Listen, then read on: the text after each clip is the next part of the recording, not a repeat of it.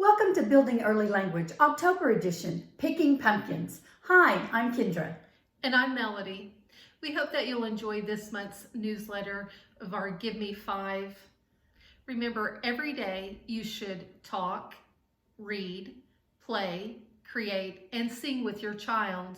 All of these things build their oral language foundation, which is vital for their later academic success. Our newsletter provides lots of opportunities for you to engage with your child. Remember, Give Me 5. The first part of Give Me 5 is talk.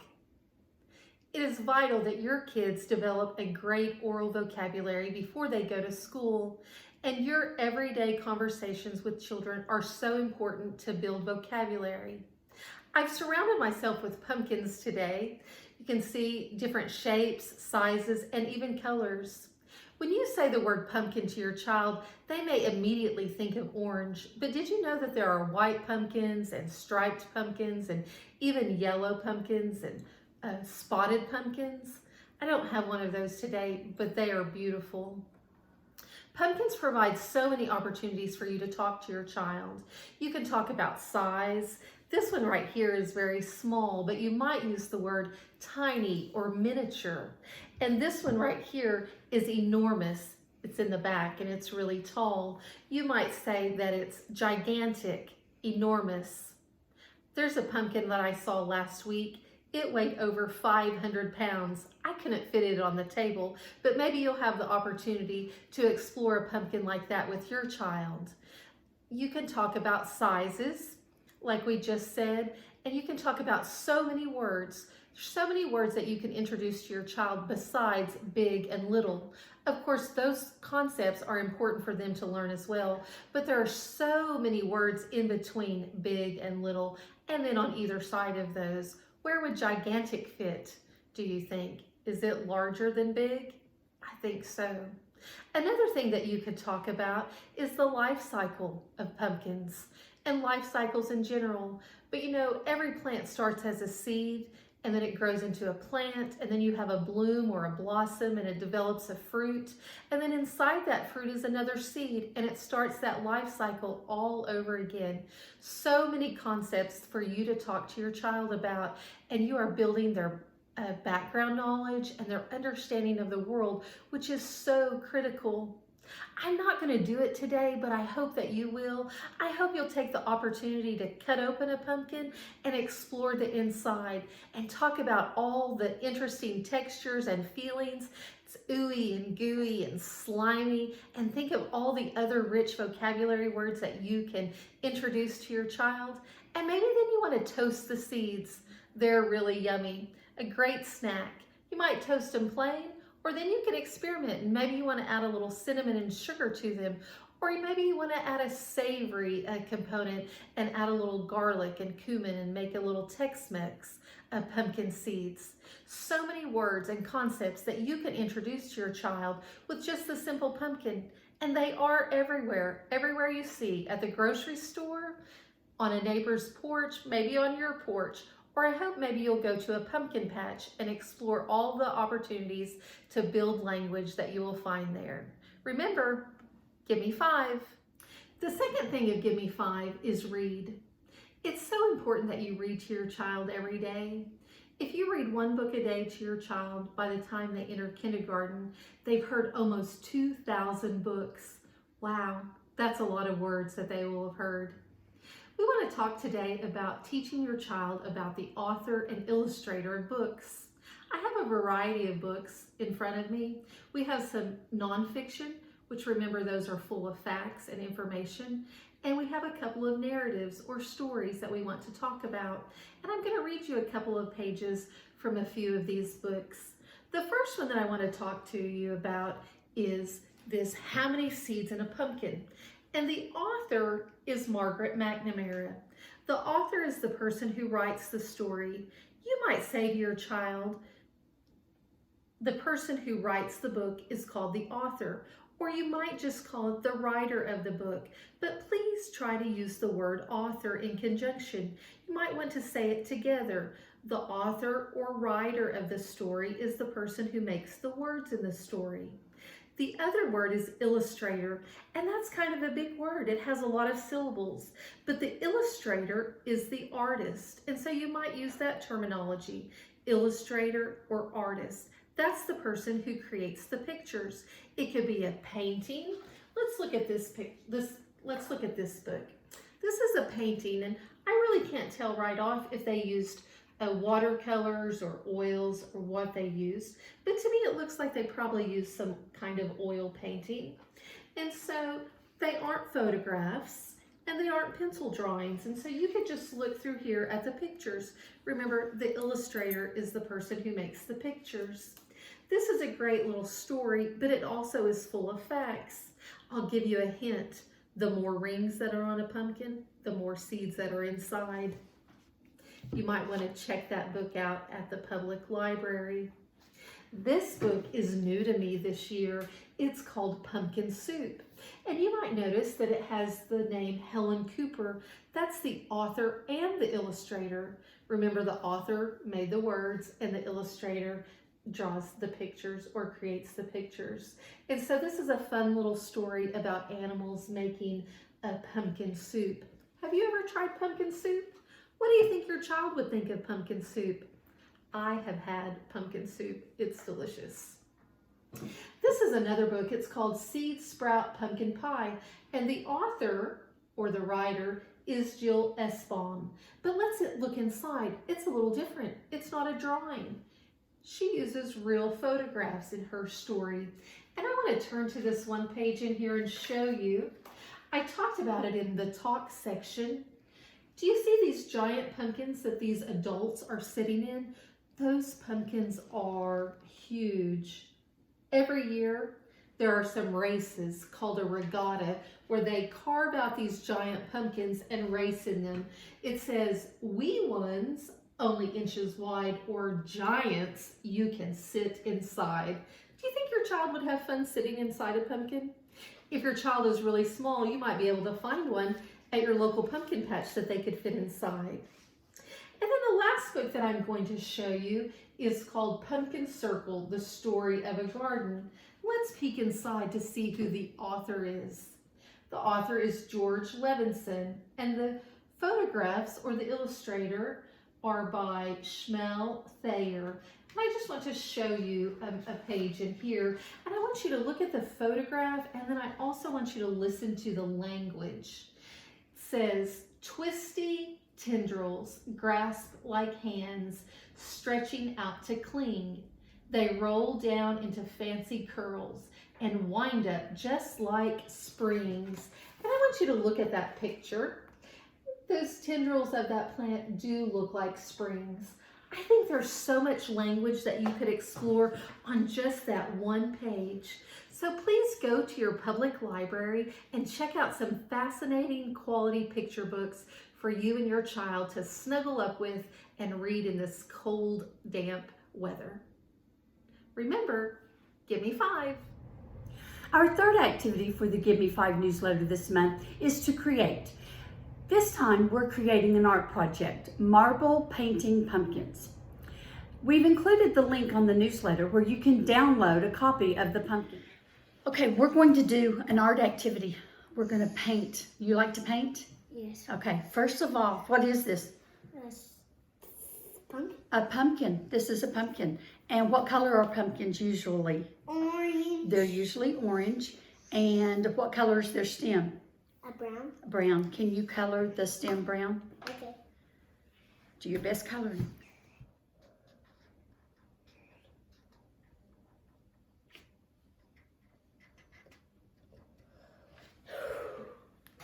Okay. That good? That's good. Thank you. Okay, now we're going to tape the pumpkin The pumpkin. page down. We're going to put tape on all 4 corners. Does it fall? In this little box. Is that why you got tape? I don't need the tape on there. No. Well, the tape's going to hold the piece of paper in place, okay? So now we've got a bunch of different colors of oranges, don't we? Yeah. All of these are oranges. This one is harvest orange. Can you say that? Harvest orange. This one is pumpkin orange. Pumpkin orange. This one is apricot. Apricot. And this one is peach. Peach. Are peaches orange? Yeah. Yeah, it's a lighter color orange. This is a lighter shade of orange. So is this one. Look at the bottoms of these. Which one is the darkest orange? That one. Which one is the lightest orange? Oh, is that lighter than this? Oh, This one's of lighter. all of them. Now, which one's the darkest one I have in my hand? This one. Now, so let's put them in order. Dark, dark, lighter, and turn it upside down. The lightest color. Which one's the lightest? Which one's the darkest? Darkest. Darkest. That one. Very good. Now we're going to put I'm going to put a little bit of paint in here. Oh, now I see what we're Of doing. each one of these colors. I know what color I'm going to pick. We might have to put a little bit more paint in here. Why can you not put a circle?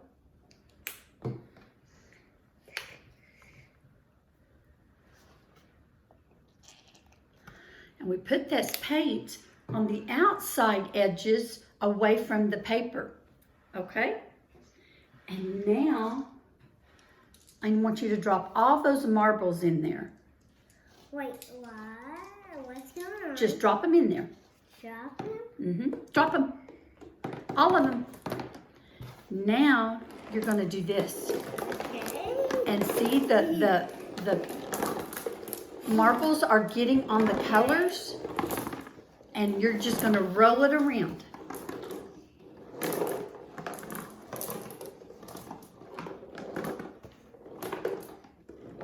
Try to get them out of this paint.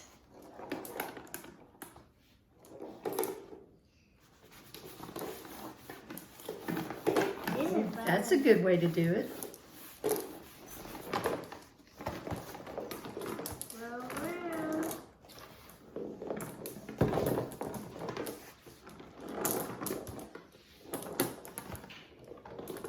Try to get it all over that. What about the stem? What about the stem? We're not going to worry about the stem. It's still brown.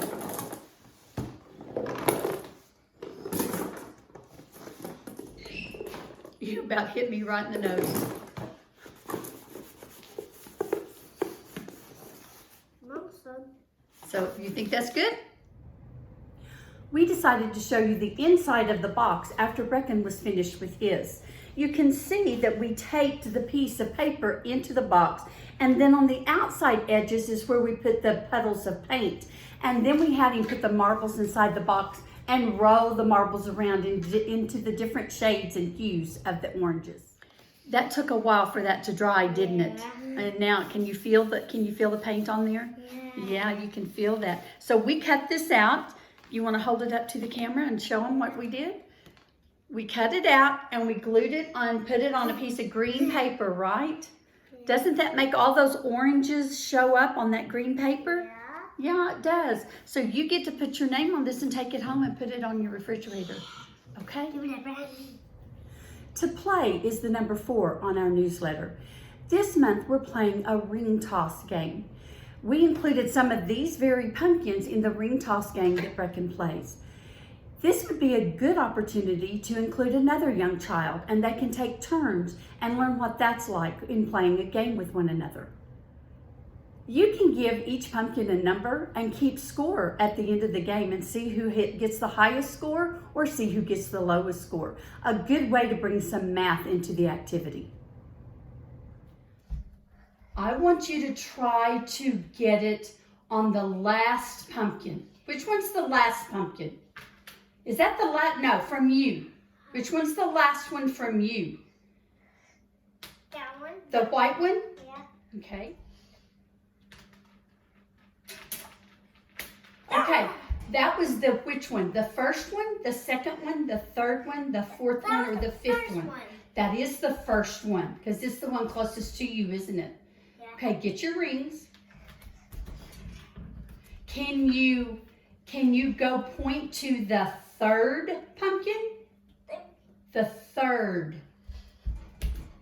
Because that's number 3, isn't it?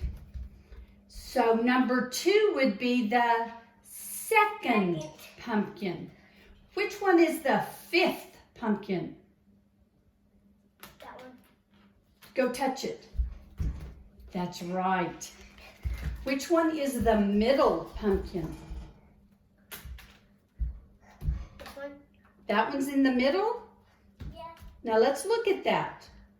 The middle means there's the same number in front as there are in back. How many's in back of that one? 3. So which one is the one in the middle? It's got 2 in the front and 2 behind it. That one is the middle. That one's the middle. Very good. Bye-bye. Okay, you keep doing it till you get some. Work. Yes. Yay! Yes. Oh! Last but not least on our newsletter is number 5, to sing. Children love to sing. Not all songs have rhymes in them. This month's song deals with feelings and emotions. A great chance for you to talk about what it's like with all the emotions some of our students have been going through in this difficult time in our country. Let them talk about what is when they feel sad. Let them talk about when they're happy or when they're playful. What makes them cry? All kinds of chances to discuss the different emotions students have. And let them learn that it's okay to feel happy and it's okay to feel sad. We all experience these emotions, and talking about it helps us understand our own emotions better. Yeah. We're going to sing this song, The 5 Little Pumpkins, okay? Okay. All right, let's try it.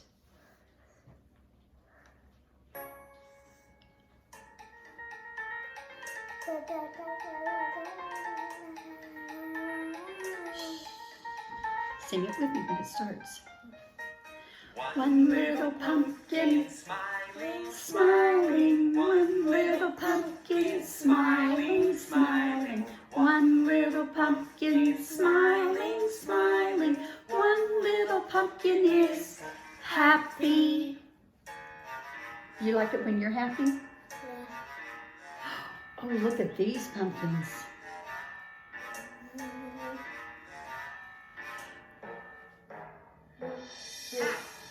Two little pumpkins pouting, pouting. Show me what it looks like to pout.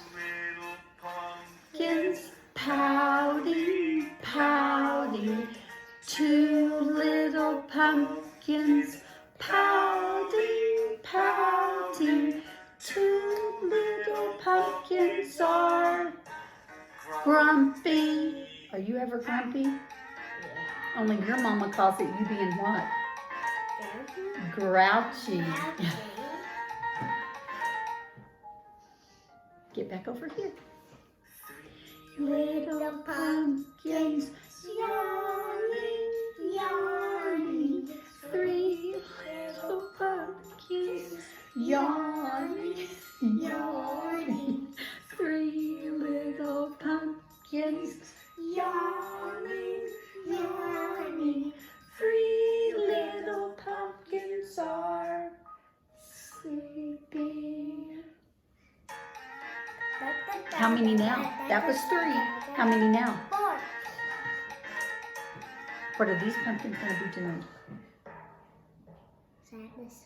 4 Little pumpkins crying, crying. 4 little pumpkins crying, crying. 4 little pumpkins crying, crying. 4 little pumpkins are sad. Are they sad? Yeah. Are you sad right now? Good. I don't like it when you're sad. I like it when you're happy. 5 Little pumpkins laughing, laughing. 5 little pumpkins laughing, laughing. 5 little pumpkins laughing, laughing. 5 little pumpkins are playing. Playing. We hope you enjoyed the activities we chose to go along with this month's newsletter, Picking Pumpkins. Brecken surely did. His favorite was the marble painting activity. You might have noticed in this month's video that there were some cows moving in the background. We are filming at a farm, so you might have noticed that. Remember, every day there are opportunities for you to talk with your children. Our Give Me 5 strategies are talk, read, play, create, and sing. Remember, give me 5.